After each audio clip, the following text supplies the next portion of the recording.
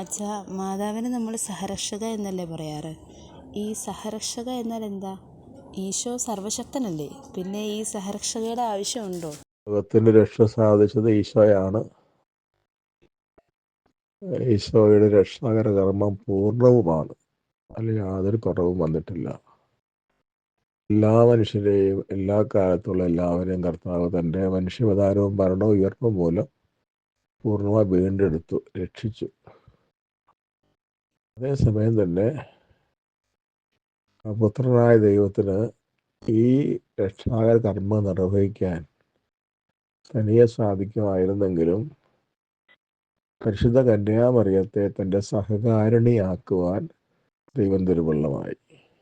മനുഷ്യാവതാരം തന്നെ എങ്ങനെ സംഭവിക്കും പരിശുദ്ധ കന്യാമറിയത്തിൻ്റെ സഹകരണം ഇല്ലെങ്കിൽ? വസ്തുവായി തീരേണ്ട യേശുവിനെ കന്യാമറിയമല്ലേ അതിന് കുഞ്ഞുനാൾ മുതൽ ഒരുക്കിക്കൊണ്ട് വന്നത്. യേശു ദൈവമാണ്, അതേസമയം മനുഷ്യരുമാണല്ലോ. മനുഷ്യപുത്രനായ അവിടുത്തെ കുരിശിലെ യാഗത്തിന് ഒരുക്കിയത് പരിശുദ്ധ മറിയമല്ലേ. മാത്രമല്ല, ഈശോയുടെ രക്ഷാകര കർമ്മത്തിലെ ഏറ്റവും മൂർധന്യ അവസ്ഥ എന്ന് പറയുന്നത് അവിടുത്തെ പീഡാസഹനം കുരിശുമരണവുമാണ്. ആ സമയത്ത് എത്ര വലിയ പങ്കാണ് മറിയം വഹിച്ചത്.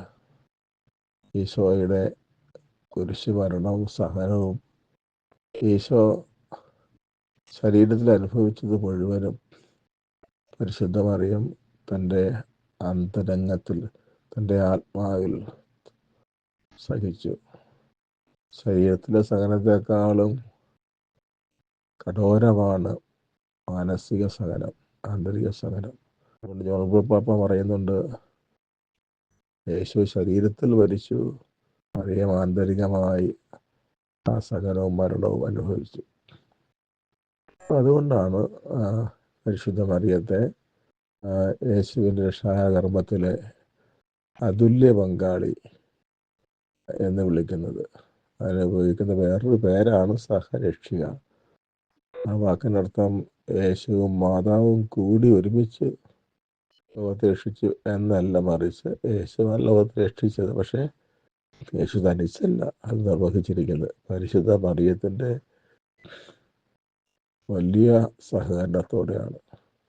അതുകൊണ്ട് മാതാവിൻ്റെ സ്ഥാനം മനുഷ്യ രക്ഷാകര കർമ്മത്തിൽ വളരെ പ്രധാനപ്പെട്ടതാണ്, അവഗണിക്കാവുന്ന ഒന്നല്ല. അതുകൊണ്ടാണ് ആ ഒരു പേരിൽ കൂടെ മറിയം, വിശുദ്ധ മറിയം അറിയപ്പെടുന്നത്.